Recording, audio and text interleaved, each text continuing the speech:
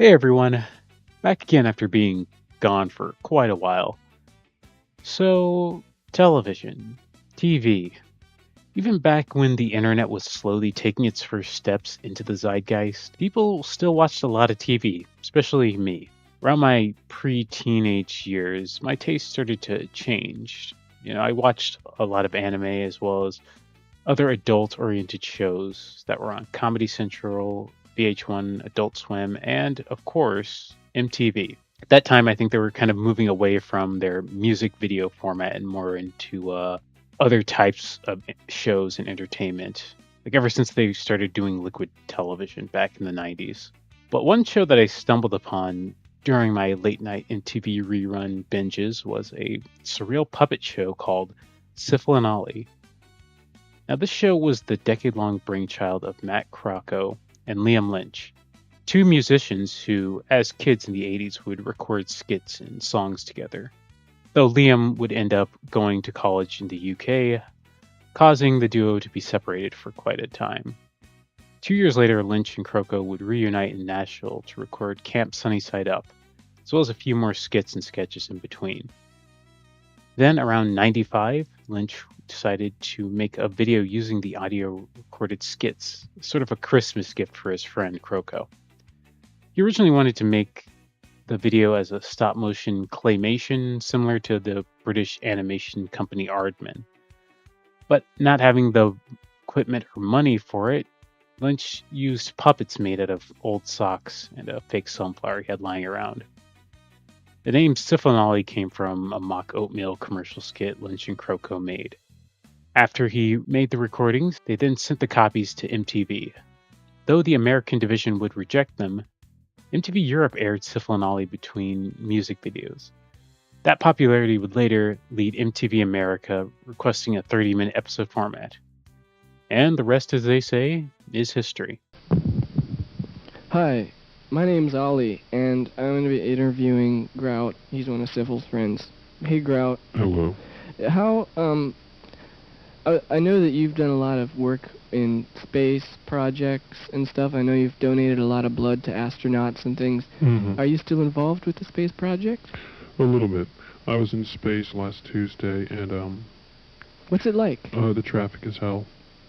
How did you find it? I mean, was it, how do you get up there? What's the process?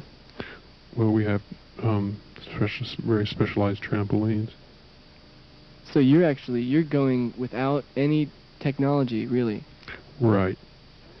Now, is that why your eyes look so special way? Is that from the... Yeah, it's from the pressure. I'm in a special research group called Becky.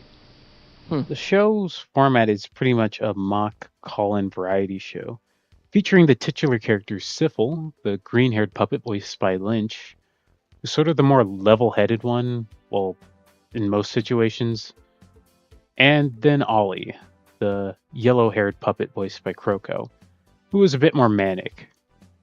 Though in all honesty, the two would kind of switch in their positions as being the straight man comedian. There wasn't really any established lore outside of like a few references here and there to previous episodes. Keep using the word lore for a show about sock puppets. The two would take calls from fake viewers, do news network segments, as well as a QVC home shopping network style segment featuring products from Precious Roy. That's beautiful. Let's talk to Precious Roy now about this great book. This is Precious Roy, and Charlie left me at the mall. No, what about the cannibal book thing? It's 5:45. Where's the fresh bread? Suckers! Precious Roy, making lots of suckers out of girls and boys. And one of my favorite segments, Word from Chester, where Sifl and Olly interview their obviously stoned friend Chester. Eventually they would have Chester read out fan mail in their Letters to Chester segment. They also performed several musical numbers, either in the middle or right before the end of the show. Many of them were original, but they would do a few covers here and there.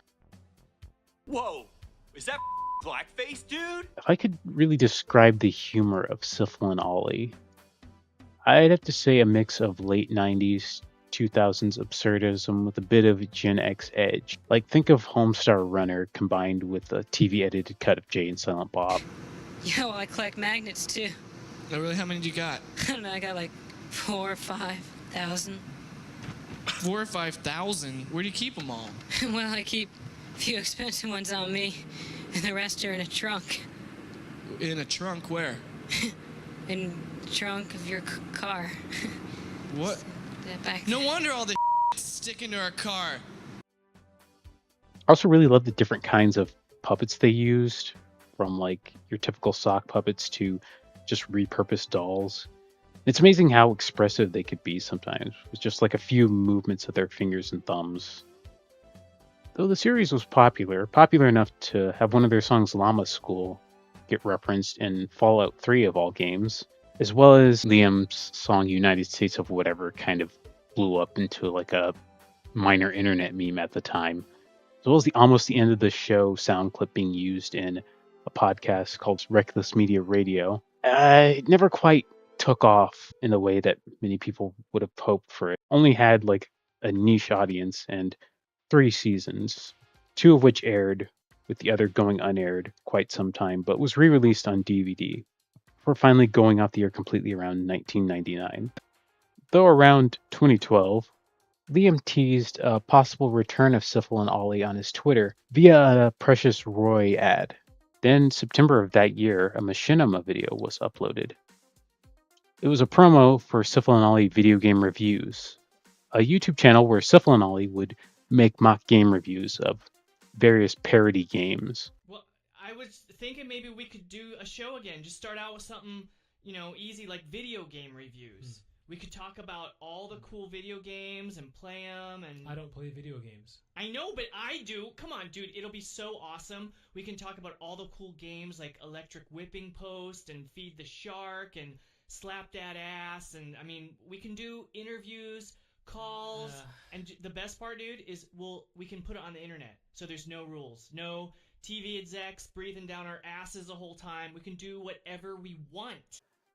Which were very much in the same style and humor as the previous series, but based around video games, of course. On October 28, 2012, the show would be moved to The Nerdist. Sadly, the series only lasted until 2013, ending on the 18th of April. Lynch has gone on to make a podcast called Lynchland, which on that same channel he also uploaded clips of Sifl and Olly onto it, as well as continuing his music career. Sadly, there isn't much else that's been going on with Sifl and Olly, aside from the episodes being readily available on YouTube and the Internet Archive. There were also plans for Devolver Digital to make a Sifl and Olly game around 2018, but nothing has come of it since then. And that was Sifl and Olly, one of the bridges between classic media and, at the time, new internet. If you like this video, leave a message and I'll call you back. Till next time, I'll see you again later. Rock.